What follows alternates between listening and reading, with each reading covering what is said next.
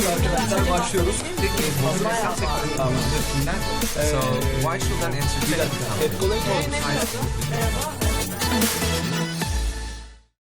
Herkese merhaba, ben Alptu.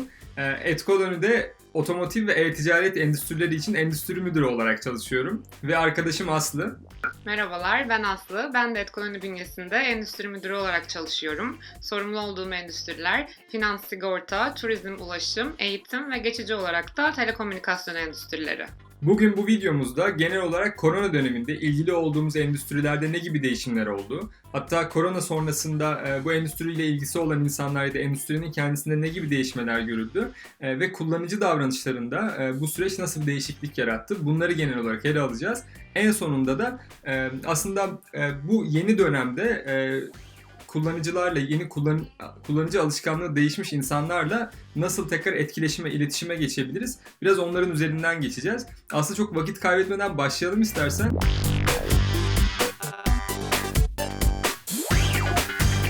Senin endüstrilerinde ya ilk korona günlerinden son zamanlara kadar gelirsek şunu nasıl özetleyebilirsin? Ne gibi değişimler oldu? Tabii Alptu. İstersen ben finans endüstrisiyle başlayayım. Aslında bu endüstriyi iki başlık altında inceleyebilirim bugün. Bankacılık ve ödeme sistemleri. Bankacılık, bankalar biliyorsun ki korona süresince fiziksel şubeleri kapatılarak aslında oradaki iş gücü müşteri hizmetlerine ve yapılan yatırımlar da online dijital bankacılığa evrildi. Bizim yaşlarımız için pek çoğumuzun alışık olduğu mobil bankacılık aplikasyonu kullanımına aslında bütün yaş aralıkları ayak uydurmak zorunda kaldı. Çünkü gidip fiziksel olarak bankacılık işlemlerini yapmaları mümkün değildi. Aslında bu noktada sektörde finansal sektörün dijital evrilmesinin birkaç yılda olacağını düşünürsek korona sayesinde hızlı bir geçiş oldu ve pek çok ileri yaşlardaki kullanıcılar da, banka kullanıcıları da dijital bankacılık aplikasyonlarına ve sektörüne kısa yoldan kısa sürede bir geçiş sağlamış oldu. Aslında bu noktada fintech aplikasyonlar dediğimiz finansal teknoloji yani büyük oyuncuların dokunmadığı niş pazarlara odaklanan daha dijital ödeme sistemleri, bitcoin, kripto paralar, blockchain teknolojileri gibi teknolojilere yönelip finansal kullanıcılara daha iyi, daha verimli hizmet sağlamaya çalışan fintech aplikasyonlarında büyük artış yaşandı ve bunların kullanımında yaklaşık pandemi süresince %70'den fazla fintech aplikasyonlarına kullanım yaşandığını gördük. Bundan akabinde de aslında gelecek dönem için koronanın bittiği noktada bu aplikasyonların hala kullanılacağını ve bu alışkanlık edinildiği için de fiziksel şubelere çok fazla ihtiyacı olunmayacağı öngörülüyor. Bu noktada da bankaların aslında yatırımlarını bu banka aplikasyonlarına daha iyileştirmek adına, daha kullanıcı dostu bir aplikasyon yaratmak adına kullanacağı ve fintech aplikasyonlarında da belirttiğimiz gibi daha da artış yaşanacağı öngörülüyor. Bir diğer konu da ödeme sistemleri. Dediğimiz gibi aslında korona süresince en çok Sağlık Bakanlığı ve pek çok sağlık kuruluşundan yapılan uyarılarla nakit paralarla çok fazla temas edilmemesi söylendi. Aslında bu edindiğimiz alışkanlığın korona pandemi sürecinden sonra da bizlerle birlikte olacağı ve bu temaslı ödeme sistemlerinin sadece telefon ya da kartlarla değil aslında sektörün daha dijital cüzdanlara ya da giyilebilen teknolojilerle ödemelere yönlenmesi bekleniyor. Aslında bu bizim daha gelişmekte olan ülkelere yeni gelen bir teknoloji ki Avrupa ya da diğer bölgelerde bu teknolojilerin şu ana kadar kullanılıyor olduğunu söyleyebiliriz. İkinci olarak da telekomünikasyon endüstrisine bakarsak aslında hepimizin bildiği gibi pandemi süresince okullar uzaktan eğitime, çalışmalarda evlerden yapılmaya başlandı. Evlerde geçirdiğimiz süre boyunca artan aslında mobil trafik akışının dışında sabit internet hattının trafiğinde de çok büyük artış yaşandı. Bu noktada da aslında sadece internet kullanıcıları değil, şirketler hatta devletler bile daha hızlı bir veri akış trafiğine ihtiyaç olduğunu görmüş oldu. Gelecek dönem için de baktığımız zaman bu ihtiyacın karşılanması için 2018 yılında Amerika'da başlayıp daha sonra Güney Kore, Çin'de uygulanan ve şu anda da Avrupa'da altyapı çalışmaları tamamlanmış olan 5G teknolojisinin ülkemize gelişinde ve buna yapılan yatırımlarda bir artış olması bekleniyor. Bu noktada tam bir sözünü böleyim. Bize 5G teknolojisini biraz daha açar mısın? Ne gibi uygulamaları olacak? Nasıl kolaylıklar sağlayacak? Tabii ki aslında 5G teknolojisi mobil cihazlarımızın kullandığı hücresel veri ağlarının altyapısındaki teknolojinin yeni kurallarla daha iyileştirilmesi diye özetleyebiliriz. Bu 5G teknolojisiyle birlikte aslında 4G ile karşılaştırdığımızda 10 kata kadar daha hızlı veri indirimi, yüksek çözünürlükteki verilere ulaşım hızında kısalma, arttırılmış sanal gerçeklik gibi ya da nesnelerin interneti dediğimiz IoT teknolojilerinin hayatımıza daha hızlı bir şekilde entegre olmasında bize yardımcı olacak bir teknoloji. Dediğim gibi bunun kullanımına diğer bölgelerde başlandı. Ancak Türkiye'de bu sene 2020 yılında saha çalışmalarının, 2022 yılında son test çalışmalarının yapılıp kullanıcılara ve operatörlere 2022 yılında sunulması bekleniyor. Peki Alptu, senin endüstrilerinde, otomotiv endüstrisi ya da e-ticarette nasıl değişmeler oldu pandemi süresince? Ya şöyle, ben de o zaman ilk başta otomotivden başlayayım çünkü benim tarafta şöyle bir şey var. Ya bir tarafı iyi etkiledi, bir tarafı kötü etkiledi. Önce kötü etkileyen endüstri otomotivden başlayayım. Aslında yaygın da bir bilgi bu hani bu dönemde. Çünkü ya aslında ilk başta yasakların çıkmasıyla birlikte insanların işte artık ya yasaklarla ya da kendi istekleriyle ilk başta belli noktalarda çıkmamalarıyla birlikte tabii ki de bayilere gidiş çok azaldı. Yani bayi ziyaretleri çok azaldı, test sürüşleri çok azaldı. Tabii buna bağlı olarak da satışlar çok düştü ama satışın düşmesinin bir başka sebebi de bu dönemde insanların önceliklerini değiştirmesiydi. Yani biraz daha lüks tüketim ya da işte lüks olabilecek ya da çok aciliyeti olmayan tüketimleri geri plana attılar. Ön planda işte barınma, giyinme, yiyecek gibi ihtiyaçlarını tuttular. O yüzden otomotiv satışlarında ciddi bir düşüş oldu tüm bölgelerde dünyada. Özellikle Çin'de fabrikaların kapatılması aslında dünyanın birçok yerini etkiledi. Mesela Avrupa'daki fabrikalarda yan madde ihtiyacı çıktı. Hatta talebin de düşmesiyle birlikte bazı markalar bazı fabrikalarını kapattı çünkü çok işlevsiz kalıyordu. Yani o kadar talep yok, bu kadar üretime gerek yok. Orada kalan minimal bir üretimi başka bir fabrikaya aktarıp belli fabrikalara boşa çıkardıkları noktalar oldu. Hatta bu süreçte bazı markalar bütçe kesintisine gitti. Mesela Daimler bütçe kesintisine gitti. Peugeot keza aynı şekilde ve ilginç bir bilgi, ilk yarıda, yani aslında koronanın patlak verdiği dünyada ilk yarıda Peugeot kar açıkladı. Aslında hani bu bütçe kesintileriyle birlikte de bu süreci iyi yönetti diyebiliriz. Ama genel olarak hani sektörde ilk başlangıçta böyle bir durum gerçekleşti. Peki hani reklam verenler tarafından nasıl işledi bu süreç diye düşünürsek ilk başta markalar ya tabii ki bu korona sürecinde satış kampanyalarına asla odaklanmadılar. Hani biraz daha sosyal sorumluluk kampanyası şeklinde gitti aslında markalar. İşte biz sizin yanınızdayız, bugünleri birlikte atlatacağız temalı sosyal sorumluluk kampanyaları vardı.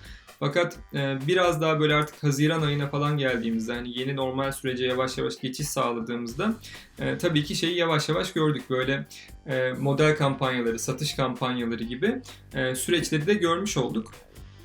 Yani şöyle diyebiliriz, aslında otomotiv kötü bir başlangıç yaşadı burada. Şimdi yavaş yavaş satış kampanyalarına döndü, lead kampanyalarına döndü. Bir şeyler yapmaya çalışılıyor sektörde. Fakat hani ne kadar ileri vadeli bu şekilde devam eder ya da bu yaşadığı süreci ne kadar sürede toparlar, o bir soru işareti. Hatta biraz da sonrasına böyle gelecek olursak bu yani satışların eski haline dönmemesi aslında genel olarak otomotiv sektörünü sıkıntıya sokabilir. Yani sektöre artı materyal sağlayan farklı fabrikalar var. Yani birçok aslında alt kırılımı var. Bayi ayakları var, kendi marka ayağı var gibi. Aslında hepsini sıkıntıya sokabilecek bir durum. Çünkü nakit akışları yok aslında markaların. Çok azaldı ve bu da aslında bütçe kesintilerinde hani şöyle bir soru işareti yarattı. Ya o zaman işte Ar-Ge ya da ileri teknolojiye ayırdıkları bütçelerden kısıntı olursa yani 2027'de, 28'de, 2030'larda çıkacak modeller için, Ar-Ge'si yapılan modeller için çıkacak yayınlanma tarihleri belki de ertelenebilir. Ve bazı teknolojilerin gelmesi zorlaşabilir gibi bir yorum var. Öbür taraftan da ya tabii ki markaların çoğu muhtemelen karlılık kovalayacaktır. Yani sektörde o pazarda hangi araç segmenti daha karlıysa onlar için onları çıkaracaktır. Ama bu da hani bazı modeller için yani kötü bir haber olabilir. Mesela bazı modeller vardır. Çok satılmaz o markada. Ama o markanın böyle kült bir imajını yaratır. Mesela işte Volkswagen'in Beetle olsun, Audi'nin TT'si. Bunların çok yüksek hacimleri yoktur. Ama çok kült modellerdir. Yani markayı hatırlatır gerçekten. Bunlar için belki kötü haber diyebiliriz ilerleyen dönemlerde. Yani bu tip modellerde, bu tip segmentlerde belki sekteye uğrayabilir. Tabii ki de otomotiv sektörünün bütün bağlayan parçacıları işte ya da ek diğer sektörler, küçük sektörlerde bu süreçte etkilenecektir. Aslında genel olarak otomotivde hani bu şekilde oldu ve olacağı planlanıyor, bekleniyor. Biraz da e-ticaret tarafına bakacak olursak aslında otomotivi kötü etkiledi dedik. E-ticareti de güzel etkiledi. Neden? Aslında sen de bahsettin. Ya bu dönem hani bazı jenerasyonları online'a zorladı. Mesela işte muhtemelen işte baby boomer'lar çok daha böyle online'a girip online alışkanlığı olan kullanıcılar değilken şimdi işte banka aplikasyonları da kullanıyorlar. Aynı şekilde internetten alışveriş de yapıyorlar. Yani bir şekilde çoluğuna çocuğuna işte yeğenine gösterterek oraya bir aslında alışkanlık sağlamaya başladı. Aslında e-ticaret tarafında da böyle oldu. Yani kullanıcılar evde daha fazla zaman geçirdi. Daha çok e-ticaret sitesine bakmaya başladılar. Daha çok sipariş verdiler. Artık siparişlerini online vermeye başladılar. Gibi bir durum oldu. Ya aslında bu e-ticareti olumlu etkiledi diyebiliriz. Hatta sizinle böyle birkaç farklı bilgi paylaşayım. Ya mesela Amerika'da Walmart çok oturmuş bir markadır aslında. Hani marka bilinirliği olarak da aslında hacmi olarak da. Ama bu dönemde yani ikinci çeyrekte online satışlarını %100'e yakın büyüttü. %97 oranında büyüttü ki Walmart gibi bir marka için gerçekten iyi bir oran. Ya farklı bir istatistik de aslında genel global istatistiklere baktığımızda bölge bağımsız olarak ya evet satışlar arttı. Online satışlar. Yani yüzde olarak 76'lık bir yüzdesi vardı sanırım. %76 gibi bir yüzdesi vardı ama ya satış rakamları arttı. Ama gelen gelire bakıyorsun. Gelen gelir ortalama böyle %22 civarlarında bir artış göstermiş. Bunun sebebi de ortalama sepet tutarlılığının düşmesi. Yani eskisi kadar o bilinçli kullanıcıların girip yaptığı alışverişi yeni gelen kullanıcılar yapmıyor. Bu da ortalama sepet tutarlarının biraz düştüğünü gösteriyor bize aslında. Yani böyle yanlış hatırlamıyorsam %56'lık bir düşüş vardı orada. Böyle de bir şeye sebep oldu aslında yeni gelen kullanıcıların olması. Bir de ek olarak şöyle bir soru işareti çıktı e-ticarette ilerleyen dönemlerde. Hali hazırda olan yani e-ticaret platformunda olan oyuncuların pazar payları artacak mı? Yoksa e-ticarete olan talebin bir şekilde başka markalar tarafından da karşılanıp bu büyük oyuncuların pazar payları küçülecek mi? Yani tamam hacim büyüyor ama pazar payı nasıl olacak? Şimdi böyle de bir soru işareti başladı aslında son dönemde. Ama bunları adım adım hep birlikte yaşayarak göreceğiz.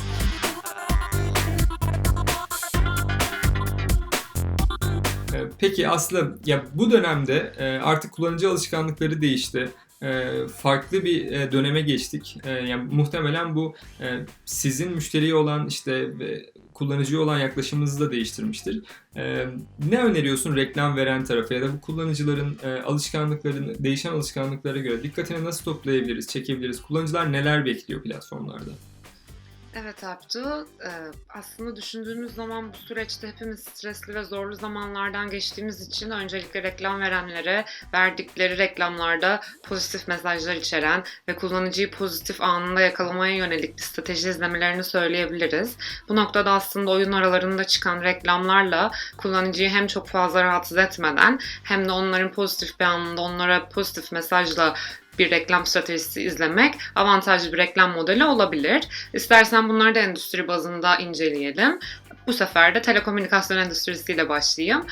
Aslında telekomünikasyon endüstrisi bizim genel kullanıcıya gittiğimiz bir market. Bu ne demek? 7 yaşından 77 yaşına herkese ulaşabildiğimiz bir market. O yüzden aslında burada bir strateji izlerken iki noktaya ayırabiliriz burada da. Daha genç kesim ve belli bir yüksek yaş üstü kesim. Jenerasyon Z ve jenerasyon Y dediğimiz millennials'lar aslında bu genç kuşak. Bu kuşağa oyun aralarında hitap ederken aslında onların daha interaktif bir şekilde reklamla zaman geçirmesini sağlamak adına daha oyuna yönelik bırak ve sürükle ya da silerek bir interaktivite sağlayabileceğimiz reklam ürünlerine etkileşimli görselleri tercih edebiliriz. 30 saniye bir sürede kendi reklamlarını bilgilendirici bir şekilde verdikten sonra bu etkileşimli görsellerle aslında kullanıcıların dikkatlerini çekebilirler. Bahsettiğimiz gibi belki telekomünikasyon çok hali hazırda bilinen bir sektör, ancak bu yeni gelecek olan teknolojileri kullanıcıya reklamını yapmak adına, kullanıcıyı bunlar için bilgilendirmek adına bu tarz interaktif reklam modelleri tercih edilebilir. Baby Boomer ya da Jenerasyon X dediğimiz yüksek yaş kitlesi içinse daha onların bilgilendirici etkileşimli görseller tercih edilebilir. Küçük bilgi kutucukları, basit ya da yüksek kaliteli galeriler ya da quizler gibi etkileşimli görseller aslında bu segment için daha uygun olabilir. Yani bilgi kutucukları dediğimizde yani kullanıcının mesela ekrana basarak işte oradan ilgili alanlarda bilgi aldığı yapılar gibi hayal ediyorum. Öyle sanırım, değil mi? Aynen öyle Alptu. Bu noktada kendi ürünlerini 4G ile 5G teknolojisinin farkını bilgi kutucuklarında isteği doğrultusunda basarak öğrenmesini sağlayarak aslında telekomünikasyon şirketleri kullanıcılarına erişebilirler. Finans sektörü özelinde ise söylediğimiz gibi daha finans yeni dijitalleşmeye sektörün kaydığı bir endüstri. Bu noktada da aslında bu sektördeki oyuncuların dijital reklam harcamalarının artacağını bekliyoruz önümüzdeki dönemde. İşte bu aslında bankacılık endüstrisi de ya da diğer finansal servis endüstrisi de aslında genel kullanıcıya gittiğimiz bir market. Bu noktada da aslında tekrar oyun mecralarında aralarda çıkacak reklamlarla onları bu yeni ürünler ya da portföyleri hakkında bilgilendirmelerine ve daha fazla ürünlerle etkileşim içinde olmalarını sağlayan tekrar bahsettiğimiz küçük bilgi kutucukları, ön bilgilendirme kartları, quiz gibi etkileşimli görseller finans sektörü içinde önerebileceğimiz reklam stratejileri arasında olabilir. Peki Alptu, sen kendi endüstrilerin için bu pandemi sürecinden sonra reklam verenlere nasıl stratejiler öneriyorsun? Ben yine önce otomotivle başlayayım ama öncesinde yani otomotiv e-ticareti ele almadan ya genel olarak biraz daha hani kullanıcının algısından bahsetmek istiyorum. Hani algısı ve psikolojisi aslında. Hani son dönemde insanlar hani tabii ki evde daha fazla vakit geçirdi ve bu da online kullanımlarının artmasına sebep oldu. İnsanlar çok daha fazla vakit geçiriyor yani cihazlarında. Ama ya geçirdiği dakika arttığında muhtemelen karşılaştıkları reklam oranları da arttı. Ve bu aslında karşılaştıkları reklamların artması onlarda bir hani körlük yarattı. Yani her gördüğü reklama eskisi kadar dikkat etmiyor ya da izlemeye olabiliyor. Yani o yüzden hani senin az önce bahsettiğin hani belli platformlarda gösterilen etkileşimli reklamların payı artık burada çok daha önemli hale geldi. Ya özellikle hani markaların nerede reklam vereceğini de belirlemesi çok önemli. Çünkü hani kullanıcılar zaten çok reklam görüyor ama istediğinde mi görüyor? Belli platform mesela oyun platformlarında hani kullanıcı gerçekten oyun envanterinde kendisi istiyorsa bir reklam izliyor. Yani bu user initiated kendisi başlattığı reklam modelleri çok daha pozitif duygular sağlıyor kullanıcılara. Ve çok daha az rahatsız ediyor, rahatsız etmiyor. Kendi istekleri doğrultusunda yayına alıyorlar. Ve burada dediğin gibi etkileşimli reklamlar çok daha önemli hale geldi. Şimdi otomotiv tarafına bakacak olursak aslında hem kullanıcıların düşüncesi, algısında ne var hem de neyi istiyorlar, hani nasıl endüstri onlara yardımcı olabilir diye düşündüğümüzde aslında ya test sürüşlerinin çok azaldığını, bunu bağlı olarak tabii ki de satışların düştüğünden falan bahsettik. Test sürüşü tecrübesini cihazlara nasıl getirebiliriz? Yani kullanıcı koltuğunda otururken gerçekten bir test sürüşü yapıyormuş gibi benzer bir izlenimi nasıl veririz diye düşünürken artırılmış gerçekliği kullanmaya karar verdik. Bunun üzerine işte bazı çalışmalar yaptık ve gayet de güzel çalışıyor. Yani mobil cihazlarda sanki aracın kendi içindeymiş gibi telefonunu işte sağa sola kaydırarak aracın içinde gezinebildiğin ve merak ettiğin alanlara ekrandan tıklayarak o alanla ilgili mesela direksiyona tıklayarak direksiyonla ilgili bir bilgi alabildiğin ya da içerisinde küçük bir video izleyebildiğin gerçekten bir artırılmış gerçeklik ortamı yarattık. Ve aslında önereceğim noktalardan bir tanesi bu olur çünkü gerçekten hani kullanıcı için de marka için de çok güzel sonuçlar veriyor. Bir diğer taraftan yine benzer kullanabileceğimiz teknolojiler arasında mesela araçlar bazen farklı araçların fonksiyonunu empoze etmek istiyor, karşı tarafa aktarmak istiyor bir şekilde. Mesela örnek verelim. Şerit takip sistemi. Hani şerit takip sistemi mesajını nasıl verebilirsin? Bu araçta olduğunun işte ve işe yaradığının mesajını hani bir reklamla verebilirsin tabii ama kullanıcıyı o reklamın içine alırsan çok daha etkili ve kullanıcının aklında kalıyor. Örneğin şöyle bir çalışma yapılabilir. Gözünün yani kameradan gözünün kapatıp kapatılmadığını algılayıp gözünü kapattığında araç şeritten çıkar ama sonra şerit takip sistemi devreye girdiğinde orada markanın vermek istediği mesaj görünür. Ve kullanıcı aslında o reklamın da içine çekildiği için çok daha akılda kalıcı ve sağlıklı bir iletişim kurulmuş olur aslında marka ile kullanıcı arasında. Otomotiv tarafında böyle örnekler verebilirim. Yani biraz daha kullanıcıyı içine çekebileceğimiz ve onların ihtiyaçlarına yönelik yapabileceğimiz örnekler. E-ticaret tarafında dediğim gibi yani kullanıcılar çok fazla reklamla iç içe. Ve aslında bazen böyle direkt sonuca gitmek isteyebiliyor. Yani o reklam bir ürün tanıtım reklamı olabilir ama o ürünü direkt ürün detay sayfasına gidip satın almak isteyebilir, hoşuna gidebilir, daha detayını incelemek isteyebilir. Bunun için de yani reklamda olan reklamda kalmasın diyoruz aslında. Satın alınabilir reklam, interaktif reklam modelleri üzerine bir şeyler yapabilirler. Mesela reklam oynarken, reklam esnasında bir elbise görüldüğünde ya da bir teknolojik bir cihaz olabilir. Yani ürün neyse o göründüğünde kenarda daha reklam oynarken onunla ilgili bir bilgi kutucuğu açıp hani küçük ikonlu kullanıcı isterse ona tıklayıp hem detay bilgilerini görebilir hem de orada butonunu tıkladığında direkt ürün detay sayfasına yönlendirilebilir ve aslında bu ürün detay sayfasına yönlendirmenin de şöyle artıları oluyor. Bir, bounce rate dediğimiz hemen çıkma oranlarını çok daha azaltacaktır. Çünkü kullanıcı gerçekten ilgilendiği içeriğe direkt olarak gidiyor. İki, muhtemelen ilgilendiği içeriği direkt bulduğu için dönüşüm oranlarında çok daha pozitif etkiler görülecektir. Aslında genel olarak bakacak olursak e-ticarette de biraz daha böyle yine kullanıcının direkt talebine yönlendirebildiğimiz çalışmaları öğreniyoruz. Böyle interaktif videolar gibi. Genel olarak benim de endüstriler bazında vereceğim update'ler bu şekildeydi. Bugün Aslı ile genel olarak korona döneminde endüstrilerimiz bazında neler olduğuna ve korona sonrasında değişen kullanıcı alışkanlıklarına nasıl cevap verilebileceğine dair bir video gerçekleştirdik. Videoyu beğendiyseniz like butonuna basmayı ve kanalımızın içeriklerinden keyif alıyorsanız Spotify'da ve YouTube'da kanalımızı takip etmeyi unutmayın. Biz dinlediğiniz için teşekkürler. Sağlıkla kalın.